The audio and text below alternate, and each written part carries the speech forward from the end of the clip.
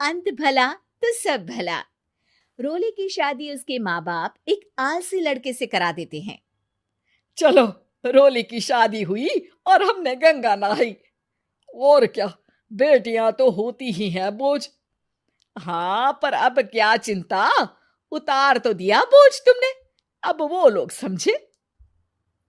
ससुराल में रोली का पति कहता है, देखो, मैं कोई काम नहीं करता, ये बात तुम्हारे मम्मी पापा को बता दी थी मैंने। अब जो किराया आता है दुकान का, उसी से घर का गुजारा करना है। कभी भूल से भी कोशिश ना करना किसी चीज की डिमांड की। क्या मम्मी पापा को पता था कि आप कोई काम नहीं करते? और क्या, बड़ा अच्छे से पता था। उन लोगों को तो तुम बोझ लगती थी, बोल रहे थे कि बस शादी कर लो और कोई मतलब नहीं है। रोली को यह सुनकर बहुत गुस्सा आता है, लेकिन करती भी तो क्या, क्योंकि वो जानती थी कि उसके माता पिता ऐसे ही हैं। जैसे तैसे रोली दिन काट रही थी। रोली को एक प्यारी सी बेटी होती है। धीरे धीरे वो बड़ी होती है और उसके साथ उसकी जरूरतें भी बढ़ती जाती हैं। सुनिए जी, अब तो सिमी बड़ी हो रही है, उसका स्कूल में दाखिला कराना है। मैंने अब तक तो जैसे तैसे समय काट लिया, लेकिन मैं बच्ची की परवरिश में कोई कमी नहीं रखूंगी। अरे क्या है यार, अब तो लगता है कोई ना कोई काम ढूंढना ही पड़ेगा। अब पति रोज काम की तलाश में जाता और बिना किसी काम के वापस आ जाता। रोली समझ जाती है कि पति के अंदर अब काम करने की क्षमता नहीं है। वो बेटी को उच्च शिक्षा देने के लिए कुछ करना चाहती थी, लेकिन करती तो क्या करती। एक दिन रोली की सहेली कहती है, रोली, मेरी कोई औलाद नहीं है। अगर तू मेरी औलाद को जन्म दे तो मैं तुझे तेरे मुंह मांगे पैसे दूंगी।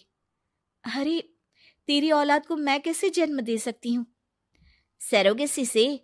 बच्चा मेरा और वैभव का ही होगा, लेकिन कोख तेरी होगी। ये संभव है रोली। रोली कुछ सोचकर कहती है, मुझे मंजूर है, लेकिन मैं इसका 2 लाख रुपया लूंगी। अरे कोई बात नहीं, मुझे मंजूर है।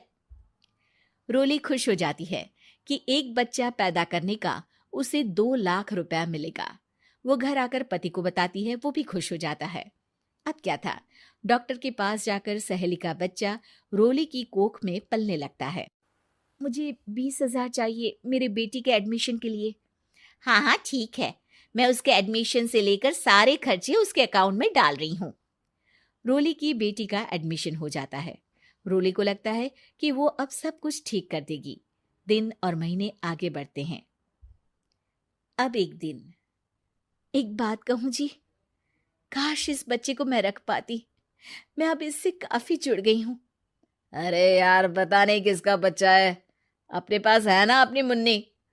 हाँ, लेकिन अब मैं भी इस बच्चे से जुड़ाव फील करने लगी हूँ। लेकिन मैं ये जानती हूँ कि ये मेरा बच्चा नहीं है।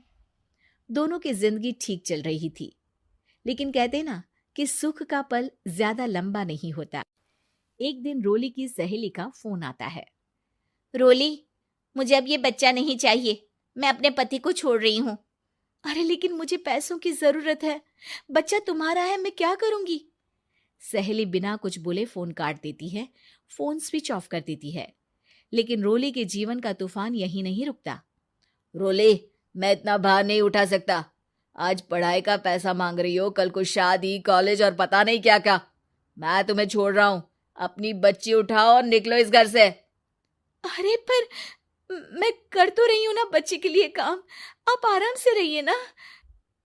क्या काम कर रही हो, देख रहा हूं मैं। ये छोटा शहर है, यहाँ लोगों को बात बनाते वक्त नहीं लगता। तो मैं क्या करूं? ज्यादा पढ़ी लिखी नहीं हूं, कैसे घर के खर्चे चलाऊं? और आप तो काम करना ही नहीं चाहते।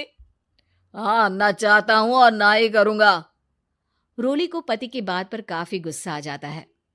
ठीक है, अगर मेरे जीवन में संघर्ष ही लिखा है तो वही सही। इस वक्त पति होने के नाते आपको मेरा साथ देना चाहिए था, लेकिन नहीं, आपने तो इस हाल में मुझे घर से बाहर निकालने की बात कह डाली। देखो, ये सारी फालतू की बातों के लिए वक्त नहीं है मेरे पास। रोली, जिसकी कोख में किसी और का बच्चा था और साथ छोटी सी बेटी, पति का घर छोड़कर रास्ते पर आ जाती है। रोली के पास मायके के सिवा दूसरा कोई रास्ता नहीं होता। अरे रोली कैसी है? कितने दिनों के लिए आई है? हमेशा के लिए माँ। वो माँ को सारी बात बता देती है। ओए लड़की, इतनी हिम्मत का काम कर लिया। अरे ना ना, यहाँ कोई जगह नहीं है। तुम तो अपना बोरिया बिस्तर उठाओ और निकलो यहाँ से। रोली के पास अब मायके का रास्ता भी नहीं बचता। वो चुपचाप बच्ची को लेकर जा रही थी कि उसे दर्द होता है और वो डॉक्टर के पास चली जाती है। और फिर वहां वो एक प्यारे से बेटे को जन्म देती है। कितना प्यारा है। कितने अभागे हैं इसके माँ बाप जो इसके पैदा होने पर भी नहीं है। तभी वहां डॉक्टर आ जाती है। रोली, बच्चे के पिता तुमसे मिलना चाहते हैं। आपका बहुत बहुत शुक्रिया। मैं इस बच्चे को पालूंगा। भले ही इसकी माँ ने इसे छोड़ दिया हो, पर मैं अपनी जिम्मेदारी निभाऊंगा। तो क्या आप मुझे इसके पैदा करने के लिए जिन पैसों की बात हुई थी वो भी देंगे? हाँ, और साथ ही आप चाहें तो मेरे घर में रहकर मेरे बच्चे की देखभाल भी कर सकती हैं। मैं उसके लिए आपको सैलरी दे दिया करूंगा। रोली को लगता है कि जैसे भगवान ने उसके लिए सुकून का रास्ता खोल दिया। वो अब मुकेश के साथ उसके घर चली जाती है, जहां रहकर वो उस बच्चे की देखरेख करती है। अब मुकेश के घर को रोली अच्छे से संभाल लेती है। उसके लिए खाना बनाने से लेकर बच्चों की देखभाल और घर की देखरेख। धीरे धीरे मुकेश को रोली से प्यार हो जाता है। रोली, तुम्हारी बेटी और मेरा बेटा बिल्कुल भाई बहन की तरह साथ रहते हैं। हाँ, आखिर है तो एक ही कोख के बच्चे, अटैचमेंट तो होगा ही ना। रोली, तुमने घर और मुझे दोनों को संभाल लिया। ये तो मेरा काम है। आपने भी तो मुझे छत दी जिससे मैं अपनी बेटी की पढ़ाई और भविष्य के लिए पैसे जोड़ सकूं।